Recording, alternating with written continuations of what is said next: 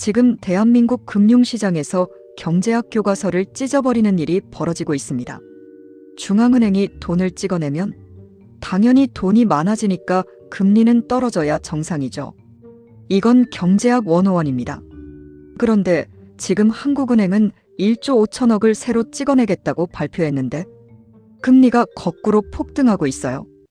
2.58%였던 국고채 금리가 3.4%를 돌파했습니다. 돈을 푸는데 금리가 오른다. 이건 마치 소방수가 물을 뿌리는데 불이 더 커지는 격입니다. 대체 무슨 일이 벌어지고 있는 걸까요?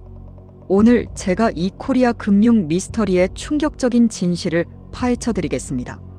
이 영상 끝까지 보시면 지금 한국 경제에 무슨 일이 일어나고 있는지 완벽하게 이해하실 수 있습니다. 구독 누르시고 바로 시작합니다. 이 미스터리를 풀려면 먼저 한국은행이 몰래 하고 있는 일부터 봐야 합니다. 여러분, 양적 완화 들어보셨죠? 영어로 QE, Quantitative Easing. 중앙은행이 돈을 찍어서 채권을 사들이는 겁니다. 미국 연준이 2008년 금융위기 때 했던 그거요. 그런데 문제는 양적 완화라는 말 자체가 너무 부정적이에요. 나라가 돈 찍어댄다는 소리니까요. 환율 폭락, 신뢰 추락, 국제 금융시장에서 경고등이 켜집니다. 그래서 한국은행은 뭘 합니까? RP 매입이라는 걸 씁니다. 이름부터 멀쩡해 보이죠? RP 매입은 간단합니다. 은행들한테 7일짜리 단기로 돈을 빌려주는 거예요. 7일 뒤엔 돌려받으니까 이건 양적 완화 아니에요. 그냥 단기 유동성 공급이에요. 이렇게 말할 수 있는 거죠. 그런데 여기서 마법이 시작됩니다. 7일이 지났어요. 은행이 돈을 갚아야 하는데 한국은행이 뭐라고 하냐면 어이구, 아직 힘들지? 7일 더 빌려줄게. 그리고 7일 뒤 어이구, 또 힘들어. 그럼 이번엔 좀 더 많이 빌려줄게. 무한 반복입니다. 이게 무슨 뜻이냐면요. 7일짜리를 끝없이 연장하면 결국 영구적으로 돈을 풀어준 것과 똑같은 효과가 나는 겁니다. 겉으로는 단기 대출, 실제로는 양적 완화. 증거도 있습니다. 한국은행 RP 매입 잔액이 1분기엔 0.5조 원이었는데 4분기엔 6조 5천억 원으로 폭증했어요. 13배 증가입니다. 외국 투자자들이 바보가 아닌 이상 이걸 보고 뭐라고 생각하겠어요? 아, 한국 저거 양적 완화하는 거네. 당연히 의심하죠. 더 충격적인 건 여기서부터입니다. 최근 한국은행이 국고채 단순 매입까지 단행했어요. 이건 RP 매입처럼 7일 뒤에 갚는 것도 아닙니다. 그냥 돈을 찍어서 국채를 사버리는 거예요. 영구적으로요. 자, 이제 진짜 위험한 이야기를 해드릴게요. 한국은행이 찍어낸 이 돈은 그냥 평범한 돈이 아닙니다. 경제학 용어로 본원통화 또는 하이파워드 머니라고 부르죠. 왜 하이파워냐고요? 이 돈이 은행 시스템을 거치면서 마법처럼 불어나기 때문입니다. 이걸 신용 창출이라고 하는데요. 예를 들어볼게요. 한국은행이 A은행에 1억을 줍니다. A은행은 그중 9천만 원을 B한테 대출해줘요. B는 그 돈으로 물건을 사고 판 사람 C는 그 돈을 다시 은행에 예금합니다. 그럼 은행은 또 그걸로 대출을 해주고 이 과정이 반복되면서 처음 1억이 결국 10억, 15억으로 불어나는 겁니다. 한국의 통화 승수는 대략 14입니다. RP 매입 6.5조 플러스 국채 단순 매입 1.5조는 8조 원. 8조 곱하기 통화 승수 14는 112조 원. 보수적으로 잡아도 80조가 넘습니다. 한국은행이 8조를 찍으면 실제로 시중에 풀리는 돈의 효과는 100조가 넘는다는 얘기죠.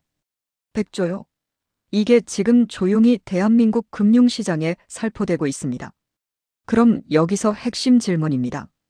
이렇게 엄청난 돈을 풀었는데 왜 금리가 오르는 거죠?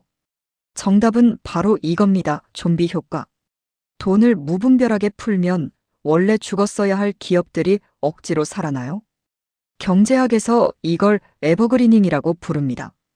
영원히 푸른 나무처럼 죽지 않고 계속 버티는 거죠. 어디서 이런 일이 벌어지냐고요? 부동산 PF 대출 시장입니다. 2022년으로 돌아가 봅시다. 전 세계가 금리를 올리며 긴축할 때 한국은 뭘 했나요?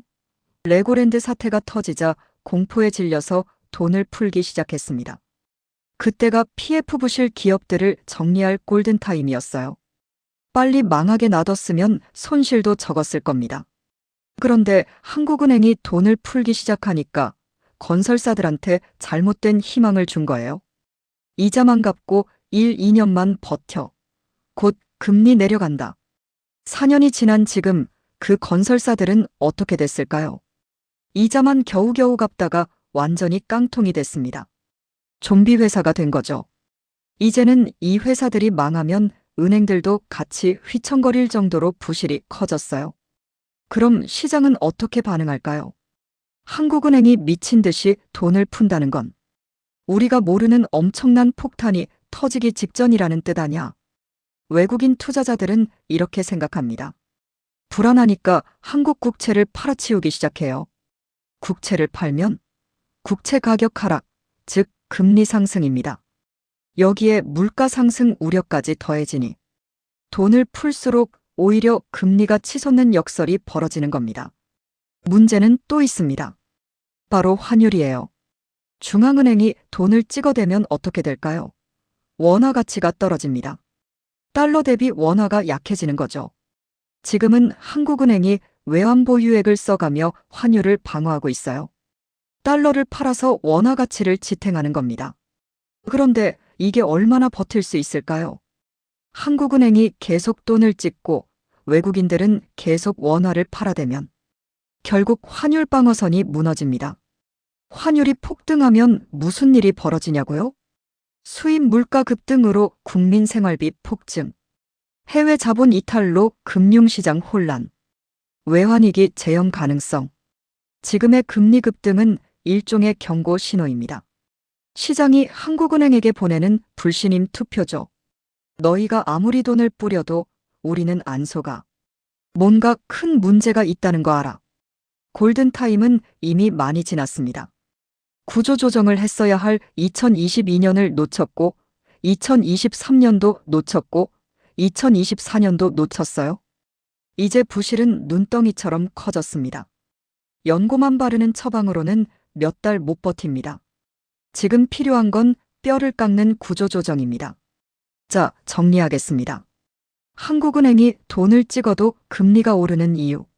첫째, 한국은행의 RP 매입은 사실상 양적 완화지만 이름만 바꿔서 눈치 게임을 하고 있다. 둘째, 풀린 돈의 실제 효과는 100조가 넘지만 이 돈은 좀비 기업들을 살리는 데만 쓰이고 있다. 셋째, 시장은 한국은행의 숨겨진 부실을 이미 간파했고 불신의 표시로 국채를 팔고 있다.